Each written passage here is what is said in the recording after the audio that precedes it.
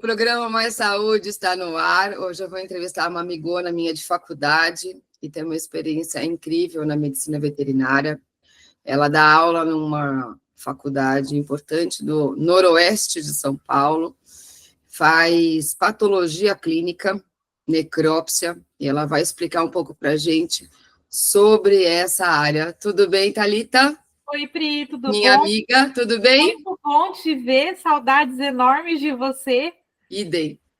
E é bom assim que a gente consegue matar um pouquinho de saudade, né? Sem Eu dúvida. falo, a pandemia ela trouxe coisas ruins, mas trouxe coisas boas, que foi essa ferramenta da gente conseguir encurtar bastante o espaço e poder se sentir assim, uma conversando de frente com a outra, Parece né? que o tempo não passou, porque a gente só tem 17 anos de formada. Pois é, Pri, assim, E cada vez alguns anos sem se falar. é verdade, mas parece que é bem interessante, assim, né? Quando você tem afinidade com as pessoas, pode passar o tempo que for, a distância que for, quando volta a se falar, assim, parece que parou de falar ontem, né? Então, Isso isso é torna mágico, isso é amizade verdadeira, isso não se mede, não se explica. com certeza. Né?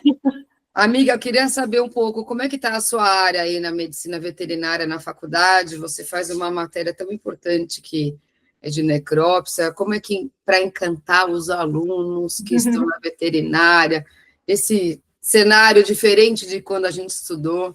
Conta um pouco para a gente sobre isso. Eu falo assim, Pri, a minha conversa inicial com os alunos, sempre quando eu vou apresentar, né, a patologia veterinária, é que a minha missão não é trazê-los para a área, né? Até porque lidar com animal morto, às vezes vai muito em conflito com o que o aluno busca na faculdade de veterinária, que é o cuidar, é o tratar, é o dar saúde, né? E aí, quando eu chego com o impacto da patologia veterinária, os alunos realmente assustam muito, porque assim, né? Como que eu vou dedicar a minha formação para abrir animal morto, né? Para fazer necrópsia nesses animais? Então, eu já começo a minha fala explicando que a minha meta não é trazê-los para trabalhar nisso. Sou muito sincera, né? A patologia em si, ela é uma área dentro da medicina veterinária, ela é uma especialização. Hoje, ainda, com a mudança do curso, né, e com as diferenciações aí da parte de especialidades dentro da medicina veterinária, a patologia veterinária se tornou uma especialidade dentro do rol de áreas aí onde o veterinário pode atuar. Não é algo assim que pague especificamente as minhas contas. A necrópsia hoje ela não é o meu maior ganho, mas hoje ela é uma parcela importante do meu trabalho. E eu percebo que hoje a necrópsia ela vem muito de encontro com o que a gente quer quando a gente pensa na relação tutor-animal. Né? A maioria dos meus casos hoje de necrópsia são de animais que morrem, e essa morte ela vai ser em decorrente de diversos fatores, e a necrópsia vem para trazer respostas, ora para o tutor, que não entende porque esse processo aconteceu, ora para o médico veterinário, para analisar, por exemplo, uma conduta, né, terapêutica, um procedimento cirúrgico que às vezes pode não ter sido bem sucedido, trazer para a gente, às vezes, algumas informações pertinentes e associadas a quadros aí hoje a nível jurídico, né? Então, muito caso hoje que vai para a justiça, é importante que se tenha um laudo necroscópico, porque isso embasa o processo. Por exemplo, casos de envenenamento, mais uma vez, né, erro médico veterinário, que é algo que está aí, infelizmente, em uma crescente.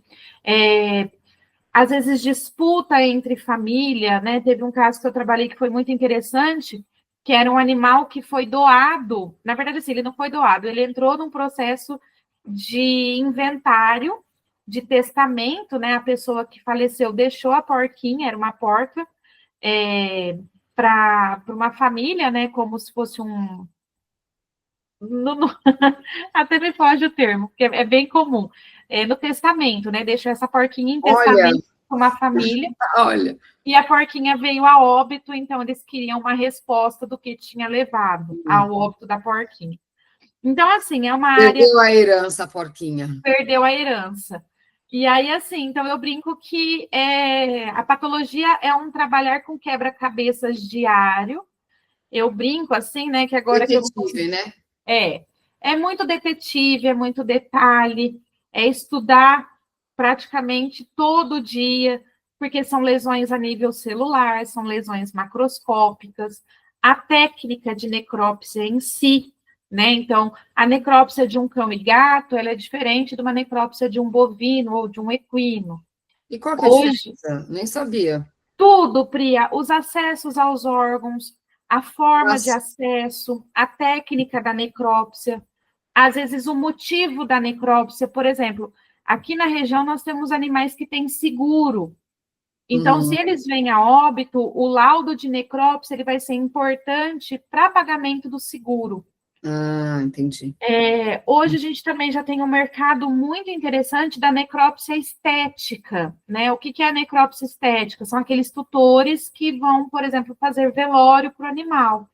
Então Então, a não gente... pode abrir tanto para tirar os Exato. fragmentos e fazer um estudo mais aprofundado. Exato. Então, Hum. por exemplo, eu tenho técnicas de sutura para não ficar mostra, cores de fios para camuflar junto do pelo. Então, tem toda uma técnica aí para ser elaborada e executada. Então, assim, é um mundo interessante, ele é paralelo, eu costumo dizer, porque enquanto a maioria dos profissionais pensam no cuidar, no tratar, no dar saúde, a patologia ela vem como uma peça de sustentação para tá dando saúde, mas a que custo, né? A gente prolonga a vida desse animal hoje, mas o que que isso impacta num sistema?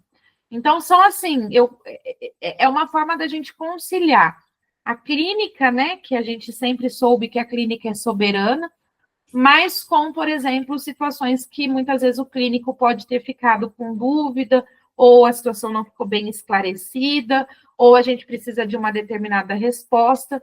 Então, são junções aí de especialidades a fim do bem maior, que é, né, a saúde do animal. É que hoje os animais são animais da família, né?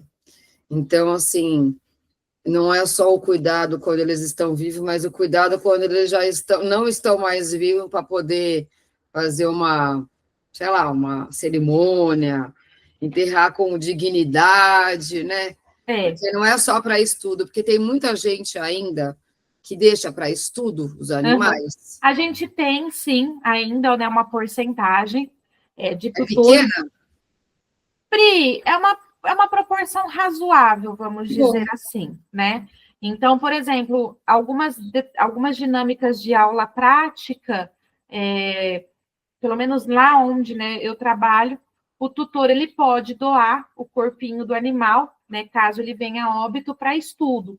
Então, a gente às vezes pode ter acesso a esse corpinho e utilizá-lo durante uma aula prática, onde é óbvio, né? É importante a gente sempre salientar muito isso, pelo menos eu prego muito isso com os meus alunos, em questão da ética. Então, mesmo que esse corpinho foi doado, né, nós vamos respeitar todos os protocolos. Para Lógico. isso, eu sou muito chata, né? Eu sempre falo que um animal que está ali para ser estudado, ele vai ser estudado em toda a sua complexidade. Então, a gente respeita esse animal, né? Segue-se todo o protocolo da técnica em si, e depois esse corpinho desse animal ele é destinado, né, a um processo de cremação, para que nós não tenhamos aí, né, nenhuma situação constrangedora em questão do descarte incorreto, ou ainda, né, de um acesso ali que não seja o ideal. Então, nós temos alguns tutores, sim, que ainda aceitam esse tipo de proposta e deixam os corpinhos para estudo, sim. E eles ficam muito assustados quando eles vão fazer a necrópsia, ou não? Porque Fica, Pri, fica, fica. Por exemplo, eu tenho um aluno que desmaia em aula, né? tem gente que desmaia. Tem gente que desmaia. Então, assim, eu sempre gosto muito de trazer uma comparação, né, para os alunos poderem entender de por que eles estão fazendo essa aula, né? É óbvio que é um gradual, né? Então, o aluno, inicialmente, ele entra na faculdade, ele vai ter contato com as peças anatômicas, que estão formalizadas, né? Elas passam pelo processo de formol, que é o que vai conservar essa peça. Logo em seguida, né, no processo de graduação, eles vão para a parte de anatomia clínico-cirúrgica, que é onde eles vão abrir os corpinhos. Que é o primeiro, que a gente tem no primeiro ano. Isso, que daí a gente vai ver o posicionamento dos órgãos, os acessos. Então, nós vamos fazendo a dissecação das estruturas, né? E aí, logo em seguida, nós chegamos à patologia. E o que ela tem de diferente das demais matérias? O corpo está fresco, entre aspas. Então, a gente vai ver textura de órgão, posicionamento anatômico, coloração, as alterações que, porventura, nós podemos encontrar, acesso, por exemplo, a órgãos que são importantes, já preparando esse futuro profissional, por exemplo, para uma cirurgia, né? Então, por exemplo, no momento de castração, se é uma fêmea e ela não foi castrada em vida, eu adoro demonstrar para os alunos onde fica anatomicamente o útero e os ovários, como que poderia ser o acesso cirúrgico para essa estrutura, se é um macho não castrado, então onde fica ali os testículos para ter um acesso cirúrgico, abertura de crânio, né? Então, assim, são práticas que eles não conseguiriam ter na anatomia e nem na anatomia clínico-cirúrgica, e é um gradual, né? Então, está preparando esse aluno já, por exemplo, para as partes de clínica e cirurgia. Então, assim, eles chegam, óbvio, que muito animados para essa dinâmica, porque é diferente, mas eles ficam assustados. Por quê? Porque daí cheira sangue, tem órgãos, o ambiente é um pouco diferente, né? Então, eu tenho alunos que realmente, às vezes, desmaiam ou ficam com uma crise ali de ansiedade para aquele momento. Então, a gente tem que saber mediar isso tudo também, né? E eu sempre brinco, eu falo, se você perceber que você vai desmaiar, me chama. Não desmorona, porque te pegar do chão é difícil. Isso. Mas te conduzir para fora da sala é mais fácil. Tem diferença entre homem e mulher para ter essa reação? Pri, não, a gente não tem essa distinção. Às vezes a mulher é mais sensível. A mulher, ela acaba sendo mais sensível. Vamos. A gente estava conversando antes que você falou que o perfil dos estudantes são muito diferentes do que há um tempo atrás, né? Você estava falando para mim anteriormente que hoje já tem bastante gente que faz graduação, que é a terceira, segunda graduação, e tem muitos que chegam ainda novos, né? Que é a primeira graduação, e que você vê muita diferença nisso, né? Para os estudantes de veterinária, né?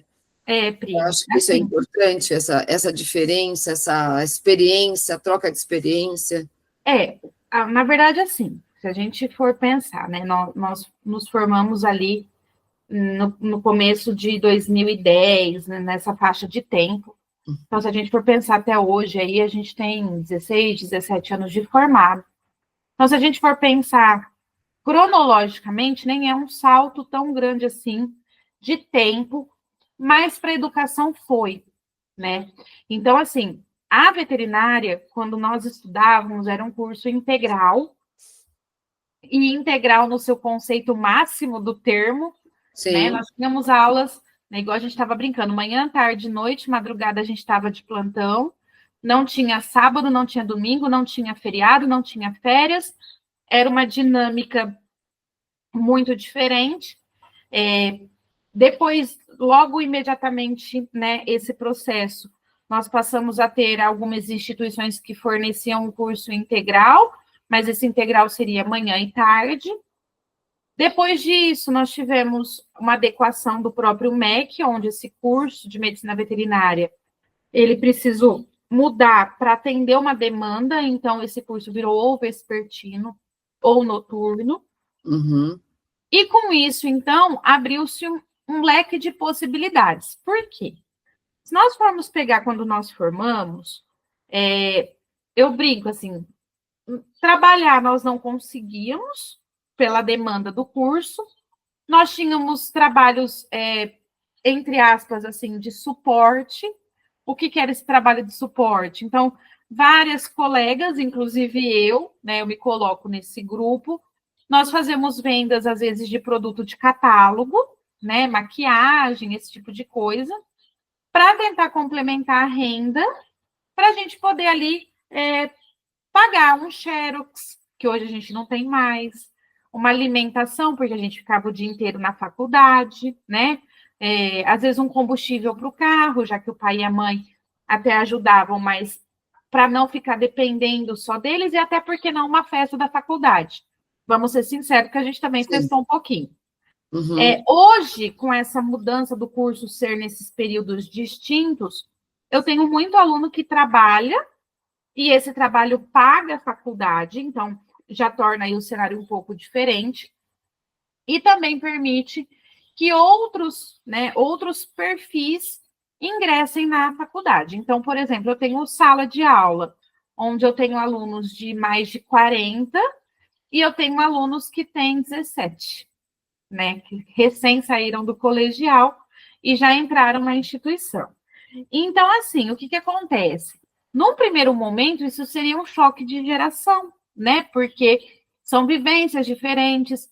Esse aluno com mais de 40, ou esse aluno 40 a mais, vamos pensar assim, ele já veio, às vezes, de uma outra formação, que às vezes não é da área de medicina veterinária, Sim, mas ele teve uma vivência de ensino superior, né? E aí a gente começa a perceber que é muito engraçado, assim, na primeira semana de aula, a sala de aula tem uma dinâmica, né? Eu brinco, assim, o pessoal senta nas carteiras, a interação é diferenciada. Já depois de 15 dias de aula, os grupinhos já mudaram, já houve um rearranjamento da sala. Esses alunos, às vezes, que poderiam sofrer um tipo de preconceito, já estão engajados nos grupinhos e já estão trocando experiência e já estão ajudando os alunos a estudarem, porque já teve essa vivência. Lógico, já passou por tanta coisa, né? Os perrengues, né? Então, é importante, assim, eu acho muito legal essa dinâmica que a instituição de ensino superior traz para o aluno, né? Essa vivência, ela é muito importante porque é uma vivência prática em todos os seus sentidos, em todas as nuances que o ensino superior pode trazer, né? Então, é muito interessante e eu acho muito válido essa troca entre os alunos. E você acha que os alunos mais jovens gostam dessa troca de experiência com os mais velhos? Alguns sim, e é interessante às vezes até perceber o amadurecimento desses alunos no decorrer da formação, Isso que eu né? ia perguntar. Fazia tempo que eu não pegava turminhas de primeiro período, né? E então eu estava só com o pessoal mais já para formar. Mas hoje, esse semestre, eu estou com aula em todos os períodos, desde o primeiro até o pessoal que já está mais no último, assim, para formar. E esse amadurecimento é muito interessante porque ele está bastante relacionado com as dinâmicas dentro de sala de aula, né? Então, tem grupinhos que se formam no começo da faculdade e eles seguem até o final. Tem grupinhos que se formam e aí vão tendo os atritos, né? As discussões que, óbvio, que quando dentro dos limites são saudáveis e são importantes, são criações diferentes dentro de um ambiente, são vivências diferentes. Totalmente Então, essas trocas são importantes e aí vão ocorrendo essas mudanças e o amadurecimento deles é muito interessante de se analisar, né? Então, eu falo, o ensino superior, ele precisa ser vivido em todas as suas fases. Para alguns é muito difícil. Por quê? Porque tem o amadurecimento na forma mais real da palavra, né? Então, às vezes, eu tenho alunos ainda hoje que saem da casa dos pais, mudam para cá para cursar a faculdade, essa mudança, né, essa saída da casa dos pais, essa dinâmica, ela é importante, né? Ela traz um baque ali para o aluno, e às vezes a gente sente isso dentro de sala de aula, porque daí o aluno ele passa para o professor, né? Para alguns professores, não a responsabilidade de ser pai, mas a visão de uma pessoa responsável, então o professor assume esse papel. Sim. Eu brinco que professor, né, quando ele entra em sala de aula, ele vira, né? Ele é psicólogo, ele é conselheiro, ele é exorcista, ele é de tudo um pouco ali, porque as demandas dos alunos, elas são intensas, né? Porque é um choque, assim, de realidade, então os alunos precisam se adaptar. Mas é uma vivência positiva. Por mais que é difícil, sofra, passe os perrengues, igual foi citado, né? Eles estavam discutindo esses dias. Ah, professora, porque tem 2 provas no mesmo dia, é muito conteúdo. Aí eu virei e falei assim, amado, mas tudo bem que a gente não pode comparar a época, mas na minha época eram 4 provas no mesmo dia. A primeira eu fazia porque eu sabia a matéria, porque eu tinha estudado. A segunda eu lembrava alguma coisa. A terceira, a gente pegava a dica dos colegas. A quarta eu não sabia nem meu nome mais. Então, ia, né? Ia. Então, assim, é importante essas. Tudo bem que o que cada um vive, né? Não adianta, né? Não adianta. Não. Mas essa troca eu acho muito válida e muito importante, assim. Qual é o maior desafio como professora hoje de universidade? Nossa, Pri, essa E agora pergunta. como professora de curso técnico? Essa pergunta, assim, realmente me dá um baque, porque eu não parei para pensar sobre isso. Te deixei na saia justa, Me amiga. deixou, mas eu gostei dessa reflexão, sabe? Eu acho que o maior desafio hoje, dentro da docência, e hoje eu posso citar, né? Tanto no ensino médio quanto no ensino superior, é você demonstrar a importância daquilo que você está ensinando para o teu aluno, sabe? Eu acho que sair da teoria e expor na prática é o que te torna um profissional diferenciado como professor. Sem dúvida. Você chegar dentro da sala de aula e jogar aquele conteúdo para o aluno, você vai ter uma dinâmica de absorção. Mas quando você coloca o conteúdo para o aluno, mas você linka com uma vivência prática, você percebe o olhinho do aluno brilhando de uma forma diferente, né? Foi como eu disse, eu nunca tenho a audácia e a pretensão de querer que todos os alunos façam o que eu faço. Porque o que eu faço faz o meu olho brilhar hoje.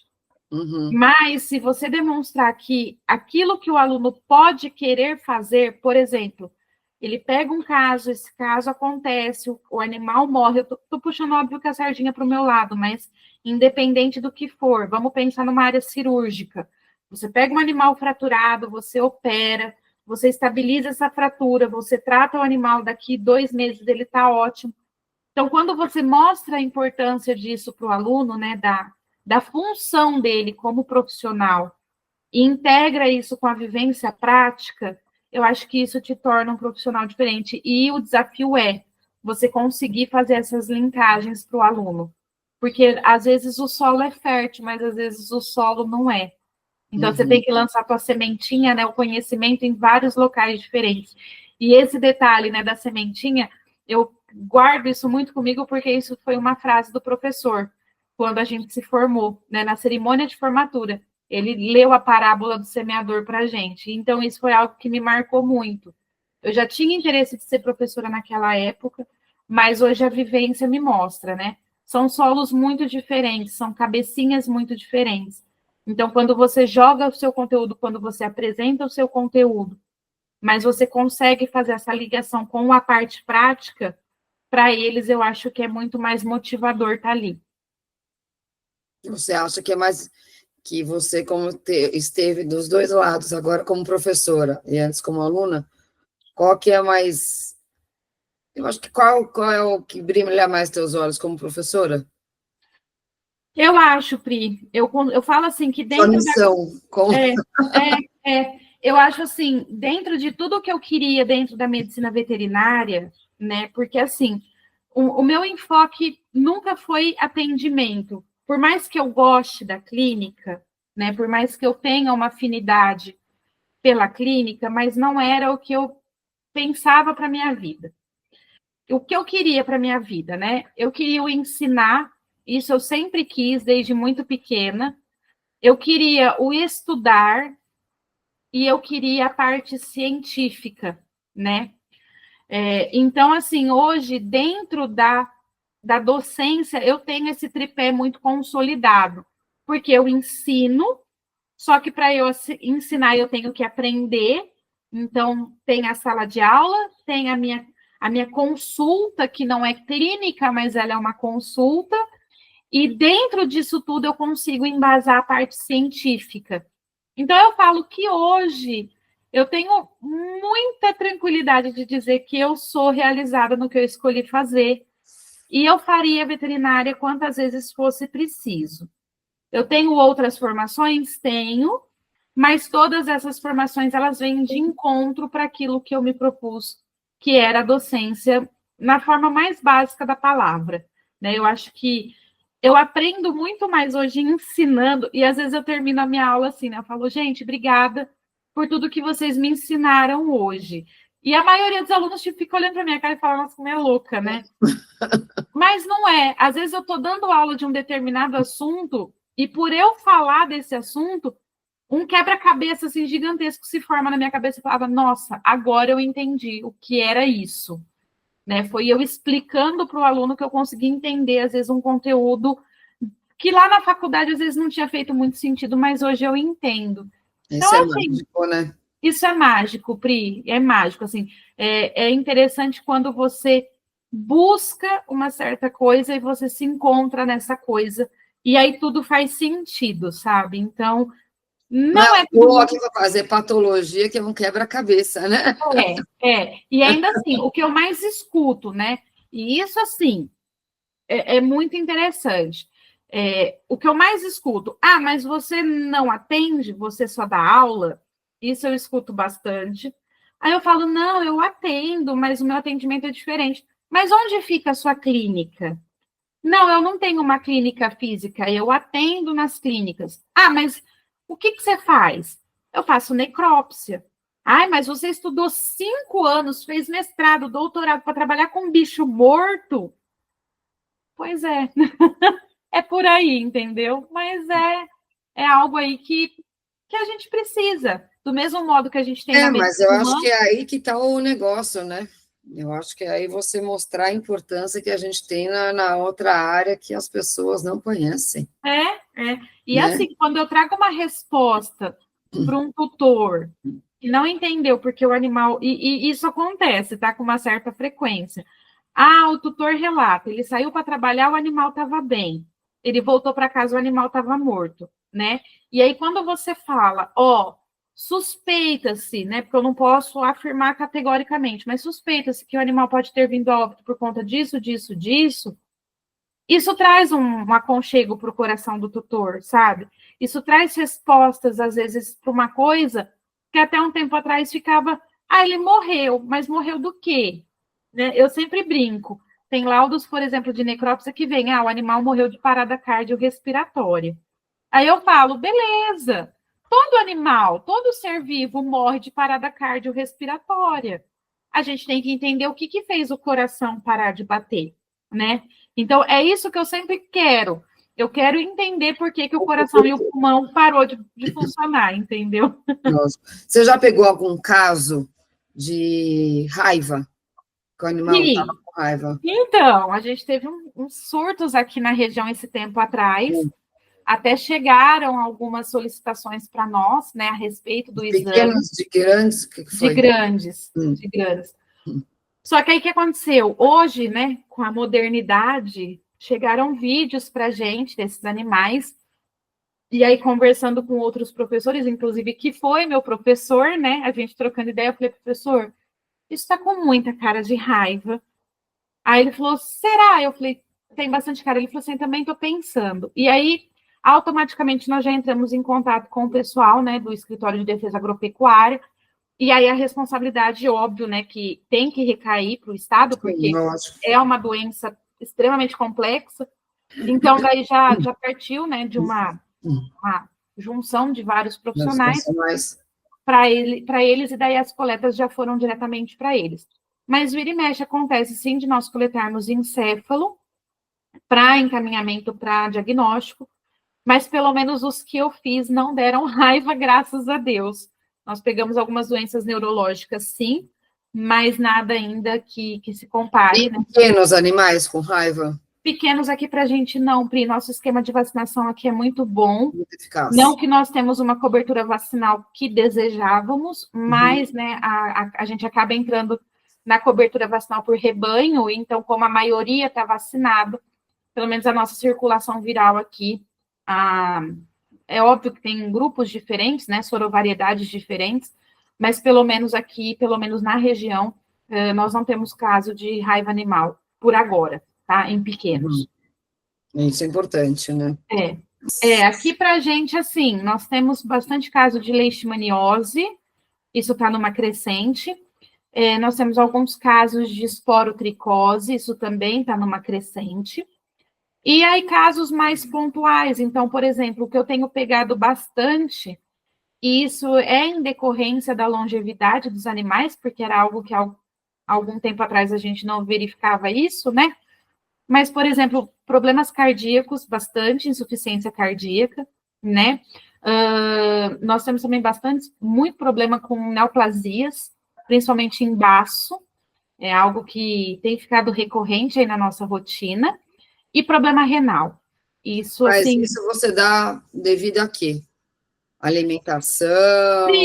Diversos fatores, né? Então, aumento de vida dos animais, isso é um fator que nós vamos ter que aprender a lidar com isso. Se nós queremos animais mais longínquos, né? Animais que vivam mais, nós vamos ter que melhorar a nossa clínica em função disso, né? Então, por exemplo, a área de cardiologia é uma área na medicina veterinária que eu vejo muito futuro, associada principalmente com a parte de diagnóstico por imagem, ou também, né, a parte de exames complementares de coração, né, cardiológicos. A parte de baço, eu acredito que possa estar associado com parte alimentar e também parte de alguns hemoparasitas, que nós, né, temos aí uma casuística bem interessante. E o rim, em decorrência, e óbvio, né, esses animais vivem mais, eles tomam mais medicamento, Sim. Esses medicamentos acabam sendo excretados pelo rim, e isso acaba interferindo nessas situações, né? E aí os casos mais extremos aí giram em torno dos casos de intoxicação exógena, que é o famoso envenenamento. Nós tem bastante. Sim, a casuística está bem aumentada, e hoje nós temos, diferente de algum tempo atrás, onde o chumbinho, né, dominava. Hoje nós já temos outros princípios ativos que estão sendo utilizados. E quais são? Pri, muita coisa de agropecuária, né? Tipo de plantação. Algumas plantas que podem... Não, produtos que têm sido utilizados em lavoura, né? Então, alguns princípios ativos que estão em alguns agrotóxicos têm chegado até os animais.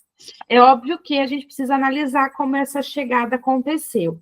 Se foi intencional, né, a pessoa deu aquilo para o animal comer para vir a óbito, ou, né, forneceu, ou se foi acidental, né, então o animal que vive numa propriedade rural, ele pode ter contato, ou, o animal estava com carrapato, e aí foi indicado um medicamento, e isso foi tóxico, né, então o cenário precisa ser muito bem analisado para a gente poder contextualizar se foi acidental ou não, né.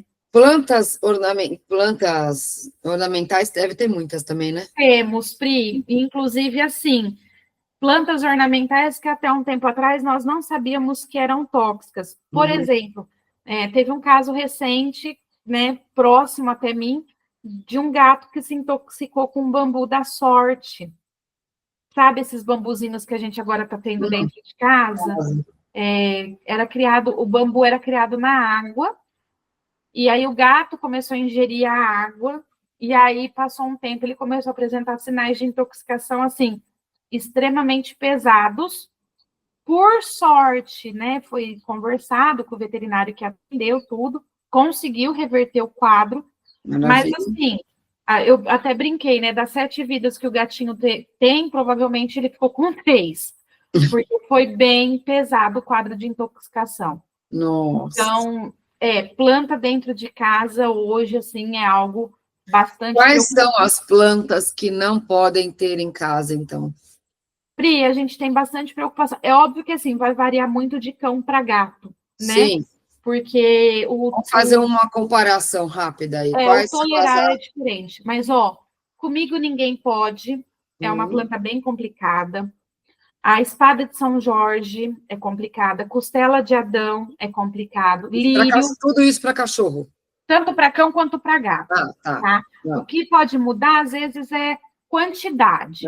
Né? Por exemplo, né, tem cão aí que pode ter contato, mas não expressa tanta intoxicação. Tem gato que pode ter um contato mínimo e exacerbar isso, né? O sistema muda muito, então, às vezes, contato mínimo ele já pode ser suficiente. Por exemplo, o lírio, ele dá uma flor linda. O pólen do lírio é extremamente tóxico para gato. E ele não precisa, às vezes, nem ter contato com o pólen. Se cair no solo e ele encostar as patinhas e depois lamber, isso já é tóxico.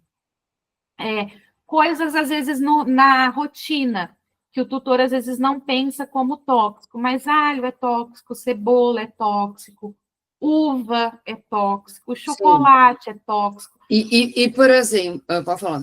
Não, é que assim, hoje, né, com a internet, né, isso já hoje é um pouco mais divulgado, então as pessoas têm um pouco mais de acesso a essas informações. Nem sempre o que é divulgado é o que é certo. Exato, então a gente tem essa preocupação.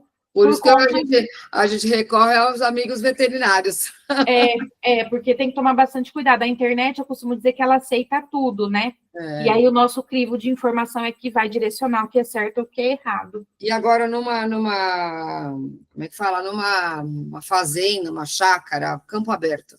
Quais são as plantas que não podem ter?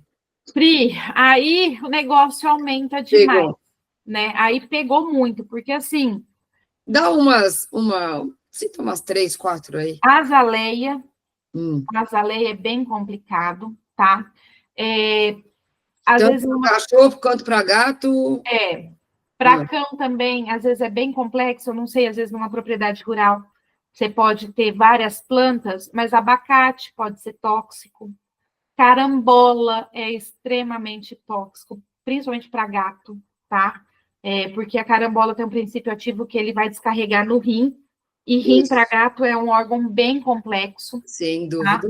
Deixa eu pensar mais alguma coisa que eu possa ter aqui em casa que a gente tem que evitar ao máximo. Assim. Tem uma planta que eu não sei se você já pegou como professora aí no Necrópsia, que é como se fosse ela é de chão, é de terra. E ela é toda durinha, assim, ela é toda dura. Ela é grandona, assim, larga. Não esqueci o nome dela. Não, Pri, assim não. Aí, por exemplo... É ornamental. Para grandes animais, que é um negócio também que a gente bate bastante na tecla, né? Então, por exemplo, tem plantas, às vezes, na própria propriedade que os animais acabam tendo acesso. É um contaminante da pastagem e o animal acaba ingerindo, né? Então, a gente tem bastante preocupação com erva do rato, cafezinho, tem uns tomatinhos verdes no meio ali da plantação, esse eu não vou lembrar o nome agora, que são também tóxicos, mas para grandes, às vezes as pessoas ignoram um pouco isso. E a gente também precisa salientar a parte de medicamento, né? Então, os tutores hoje, com o Google, ChatGPT, acabam colocando ali uma sintomatologia que às vezes não é condizente com o que o animal tem. Então, a gente tem muito problema, por exemplo, com paracetamol, diclofenaco, né? Tanto de sódio quanto de potássio, ibuprofeno, que são medicamentos que não são indicados para animal, mas, né, às vezes o Google ou as inteligências artificiais ainda não estão refinadas para o tratamento animal, ácido acetil salicílico, né, e acabam fazendo uso, porque são medicamentos muito rotineiros dentro de casa, e aí nós podemos ter algumas complicações em decorrência da utilização deles. Então tem que tomar bastante cuidado. Pri, tem, né? Se para nós, seres humanos, já existe uma preocupação, né, de automedicação, cuidados que a gente tem que tomar, para animal é mais ainda, porque são organismos vivos diferentes, né? A aceitabilidade, a biologia... Pode dar num, pode dar para outro. Exato. Por exemplo, já teve casos de um animal, inclusive isso, assim, chega até mim, né, querendo ou não, ele foi atropelado, mas não aconteceu nada no atropelamento. E aí ele foi para casa e eu vi que ele estava com dor, e aí eu dei paracetamol. Aquilo já me dá uma palpitação, né? Meu Deus. Aí eu falei, não, para, quanto tempo você deu? Já dei uns 5 dias. Falei, não, é tóxico. Não, mas o gato tá bem. Tá bem, Tá bem? Tá bem o quê, né? Porque o que é o bem? tá bem. Então, assim, as pessoas, às vezes, é óbvio, né? Às vezes, médico veterinário ainda é caro para algumas pessoas.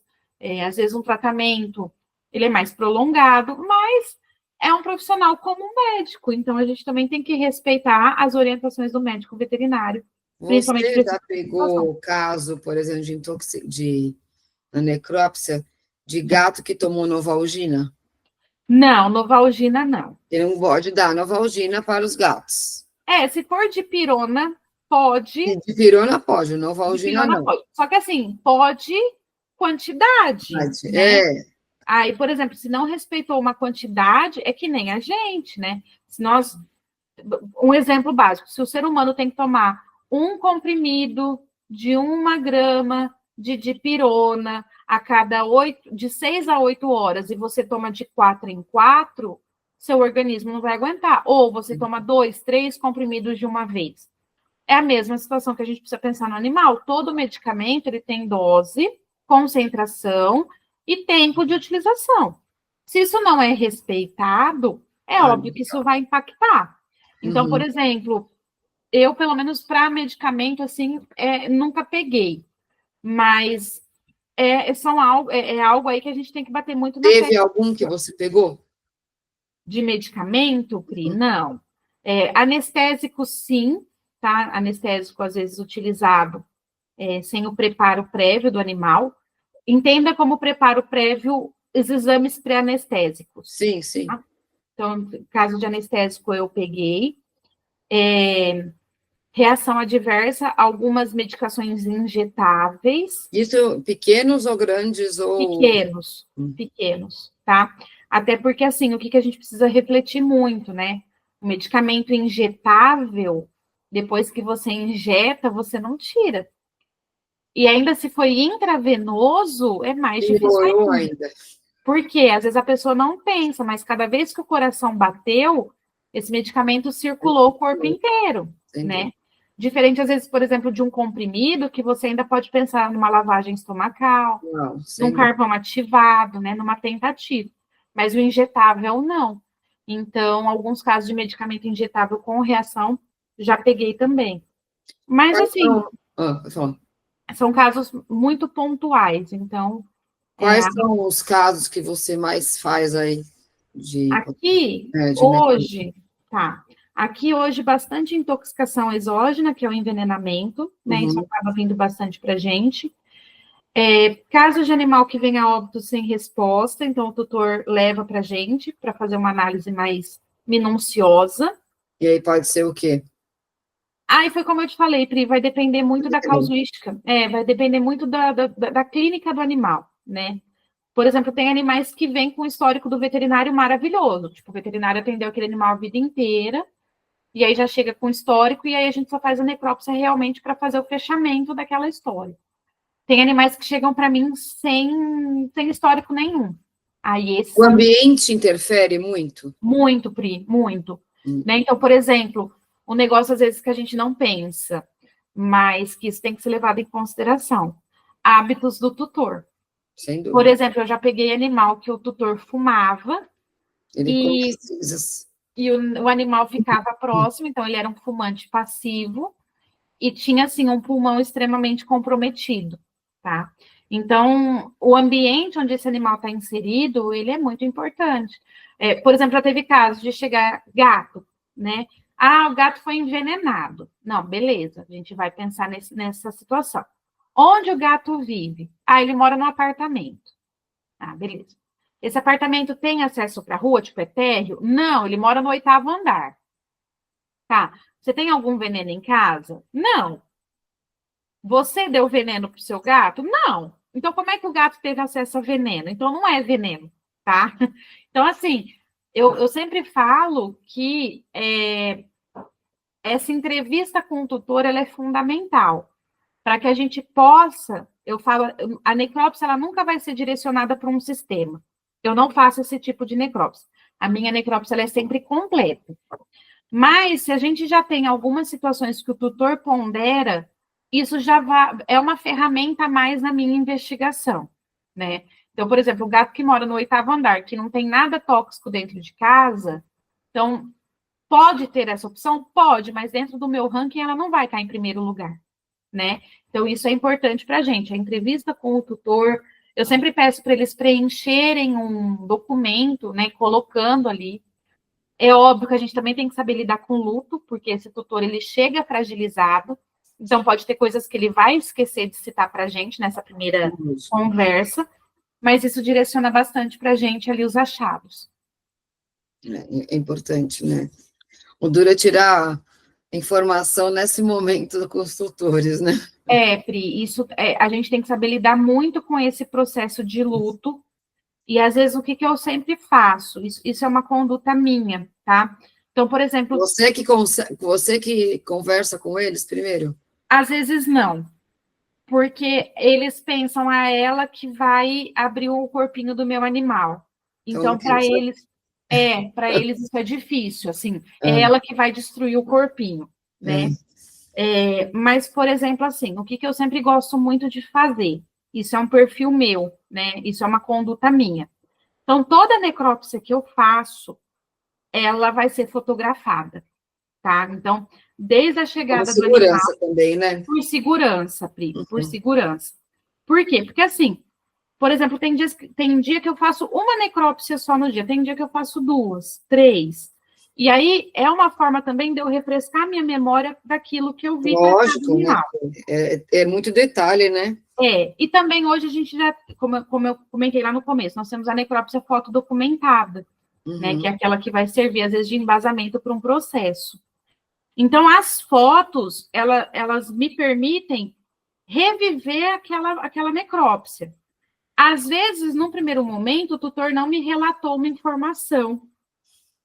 Passa, às vezes, uma semana, 10 dias, ele relembra uma situação e me passa. E essa informação casa com o achado de necrópsia, né? Então, aquela foto, aquele órgão, aquela imagem, casa com o que o tutor me informou. Então, é exatamente como você colocou, é um quebra-cabeça, né? Então, as pecinhas, às vezes, a gente vai ter um pouquinho de dificuldade de encaixá-las. Pode ter necrópsia, Pri, e a gente tem que ser sincero em relação a isso com o tutor também, que às vezes não vai ter achado. Não é nada, né? Né? Então, assim, isso é importante a gente salientar para o tutor, porque, às vezes, eu costumo brincar, né? O pessoal acha que a gente sabe tudo. Não, na verdade, eu não sei nada. Está sempre aprendendo. A gente está sempre aprendendo. Então, essa troca, essa informação, essas conversas que nós vamos tendo com os tutores, ela é importante. E, às vezes, num primeiro momento, eu prefiro me respaldar, não me apresentar logo no primeiro momento, mas a gente ir trocando ideias de uma forma que a gente respeite o luto do tutor, mas que a gente consiga, com este luto, trazer informações que sejam importantes para aquele caso em específico. Lógico.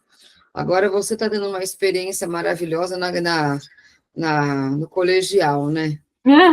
Bem diferente. Pri, totalmente, né? Você está dando aula do quê? Pri, eu tenho outras formações de base, né? Então, eu fiz algumas licenciaturas para me ajudarem a graduação, né? A dar aula na graduação, mas isso me abriu outras portas, por isso que eu entrei agora no ensino médio. Então, hoje, com o pessoal, eu estou com as disciplinas de química e algumas coisas relacionadas à química. Então, práticas de química. E pela licenciatura, eu também tenho alguns laboratórios, que são disciplinas novas. Aí. Química, então você está no... Pri, casa muito com o que eu vivo. Às vezes as pessoas acham que não, mas a química para a veterinária ela é algo extremamente básico, se a gente for pensar em bioquímica, fisiologia, né? Então, tudo isso, de uma forma ou outra, elas se entrelaçam, por mais que às vezes não pareça. Eles estão gostando da aula? Pri, eu estou tentando, né, como eu disse, tentar mostrar para eles a importância do que eles estão vendo ali, né? Porque a gente sempre brinca, pelo menos eu tinha muito isso no colegial. Ah, você vai usar isso na sua vida. Daí a gente, mas por que que eu vou usar? Sei lá, né? Junção de Sim. compostos químicos. E aí eu tento trazer essa visão mais prática para eles, né? Como se trata de um ensino médio integrado ao ensino técnico, né? Então é uma forma de eu demonstrar a aplicabilidade disso que eles estão vendo numa profissão futura. Mas é diferente, o número de alunos é diferente, a Maior. idade é maior. São turmas, eu tenho turmas de 40 alunos. Na graduação, às vezes, a gente não tem um número tão expressivo assim, né? Agora, né? Agora. Então, assim, é diferente, a vivência com os alunos é diferente, a proximidade, às vezes, é um pouco diferente. Tem alunos que já querem trocar ideia, tem alunos que são mais envergonhados, né? Então, a gente tem que reaprender ali a estar naquela euforia da adolescência, que era algo que eu já não tinha há algum tempo, né? Um Vai ser contato bom, né? Isso melhora a gente, né? Pri, olha, dá uma motivada, assim, você chega lá, Sem bom dúvida. dia, eles, ai, professora, bom dia, ainda não, eu não, vamos trazer essa alma de volta pro corpo, vamos lá. É gostoso, assim, tem hora que eu tô mais cansada e eles me motivam, às vezes eles estão mais cansados e eu motivo, e aí vai tendo essa troca. Mas isso é importante, é uma troca de energias boas. Eu tô gostando dessa troca, eu acho que Muito bom. tá sendo interessante. Você quer falar mais alguma coisa, minha linda? Pri, primeiramente, eu queria agradecer a oportunidade. Eu queria, assim, agradecer por você permitir que eu falasse da minha profissão de uma forma carinhosa. Você permitiu que eu fizesse algumas reflexões que eu acho que eu precisava fazer com esse bate-papo. Então, isso trouxe para minha cabeça um raciocínio um pouco diferente, né? Uma visão diferente hoje de como eu me sinto e como eu estou como professora e veterinária. Eu ainda prefiro falar que eu sou veterinária e professora, mas as duas coisas caminham juntas. Eu acho que eu não me vejo veterinária sem ser professora, e eu não me vejo professora sem ser veterinária. Então, obrigada por essa oportunidade. E eu acho assim que como frase final do nosso bate-papo, assim, para quem for assistir a gente, independente de quando for, em que momento essa pessoa esteja na vida dela, eu acho que a gente sempre buscar o que complementa o nosso bem-estar, ele é fundamental. Por mais que às vezes as pessoas sejam contra, que você não tenha suporte, que às vezes você acha que o caminho é difícil, mas se é isso que faz o teu coração bater mais forte, se isso que te traz um brilho no olhar, todo dia é dia da gente mudar. Eu tive uma formação base, caminhei por ela e caminho por ela até hoje, mas hoje eu complementei a minha formação com a patologia, né? A patologia não foi a minha primeira opção, mas hoje ela é a minha vivência.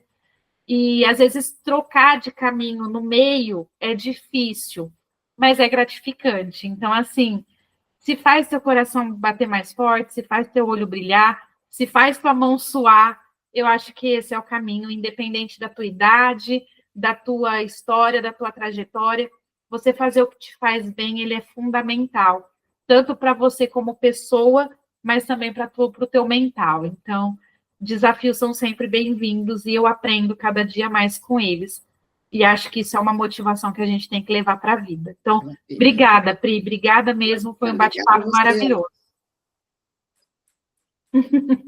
Hoje, o programa Mais Saúde entrevistou a médica veterinária, minha amiga, que faz patologia clínica, que dá aula na graduação de faculdade e no colegial, no ensino médio. Está tendo um desafio incrível, que ela falou para a gente, a importância que tem ser um bom professor nessa fase que a gente já está vivendo, como educadora, como cidadão, futuro, as faculdades de veterinária, ela falou um pouco para a gente.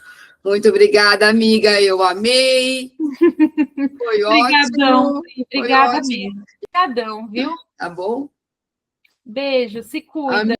E eu queria falar para você, para você curtir, compartilhar, se inscrever no canal, que é muito importante para a gente, tá bom? Eu espero que vocês tenham gostado e até o próximo programa.